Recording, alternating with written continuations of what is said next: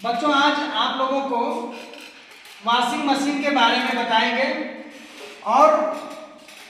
Washing machine की drawing कैसे होती है, किस तरीके से उसका कनेक्शन किया जाता है और वो किस तरीके से काम करती है। ओके इसमें क्या होता है कि वॉशिंग मशीन एक ऐसा उपकरण होता है जो हमारे घरों में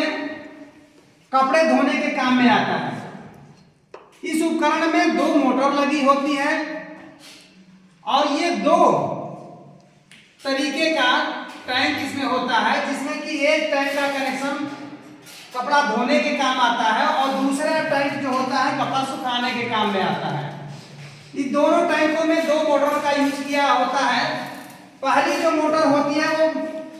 वॉशिंग के लिए यूज होती है और दूसरी मोटर जो होती है वो कपड़ा सुखाने के काम में आता है। जैसा कि हम आप लोगों को पहले ड्राइंग के हिसाब से बताते हैं किस तरीके से हमारा कनेक्शन होता है। तो ये हमारी वॉश मोटर है और ये हमारी दूसरी जो है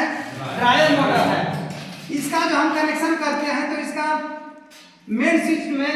ये मेन लीड जो होता है, मेन लीड का न्यूट्रल वायर जो होता है ड्रायर मशीन के एक जो कॉमन वायर होता है उसमें करते हैं। इसके बाद वही कॉमन वायर जो हम लाते हैं खींच करके और वॉश मोटर के कॉमन वाले पॉइंट पे हम दे देते हैं। ये तो हो गया कॉमन वाली पॉइंट। अब इसके बाद हमारा जो है एक फेज दूसरा चलता है और दूसरा फेज ये जो फेज वाला वायर होता है ये ड्रायर प्राइमर के कॉमन पॉइंट पे डालते हैं और यही मेन वायर जो होता है आपका लेकर आते हैं वॉश टाइमर के पास और वहां कॉमन वाले पॉइंट पे कनेक्शन करते हैं। वॉश टाइमर जो होता है वो 4 वायर का भी होता है, 6 वायर का भी होता है, 7 वायर का भी होता है। ठीक है तो इसमें ये जो टाइमर जो होता है वॉश वाला, अब इसमें भी 2 वायर निकाल करके हम लेकर आते हैं मोटर के स्टार्टिंग और रनिंग में, स्टार्टिंग और रनिंग में जोड़ते हैं और रनिंग और स्टार्टिंग का वायर ला करके कैपेसिटर के दोनों पॉइंट पे जोड़ देते हैं। और ये कैपेसिटर जो होता है एक ही कैपेसिटर में 2 कैपेसिटरों का निर्माण किया होता है, जिसमें कि एक कैपेसिटर जो होता है वो ड्रायर मोटर के लिए उपयोग किया जाता है जो कि 5 MFD का होता है और दूसरा जो कैपेसिटर होता है वो वॉश मोटर के लिए प्रयोग किया जाता है और वो 9.5 MFD का प्रयोग किया जाता है। ओके बच्चों इसके बाद अगले बार जो ड्रायर मोटर का जो 2 वायर बचता है उसमें से एक कैपेसिटर स्टार्टिंग का कैपेसिटर पर डायरेक्ट जाता है और जो रनिंग का पॉइंट होता है वो ड्रायर प्राइमर से होकर के इसके कैपेसिटर से होकर के जुड़ा रनिंग पॉइंट पे जोड़ा जाता है। इसके बाद जब हम स्विच को ऑन करते हैं, ऑन करने के बाद यदि कपड़ा धोना हो तो कपड़े वाला जो वॉश टाइमर होता है उसको हम घुमाते हैं और ये टाइमर जो है एक बार कनेक्शन जो होता है वो आपका स्टार्टिंग में करंट देता है और दूसरी बार रनिंग में कनेक्शन देता है, जिस वजह से हमारी वॉश मोटर जो होती है वो अपना एक बार क्लॉकवाइज घूमती है और दूसरी बार एंटी क्लॉकवाइज घूमती है। ठीक है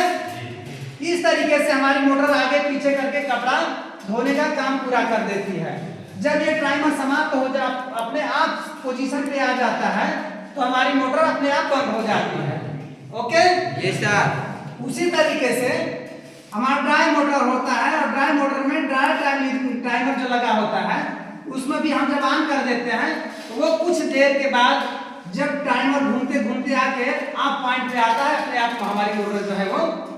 बंद हो जाती है। तो इस तरीके से हमारा ये और ये जो बीच में होता है एक ड्रेन स्विच लगा होता है। जब हम वॉश कर लेते हैं कपड़े को तो ये ड्रेन स्विच जो होता है हम उसको घुमाते हैं, वो ड्रेन स्विच से एक रस्सी बंधी होती है ड्रेन पॉइंट पे और उस ड्रेन को जब हम स्विच को घुमाते हैं तो ड्रेन जो होता है हमारा ऊपर उसमें वाल्व लगा होता है, वाल्व हमारा ऊपर उठ जाता है और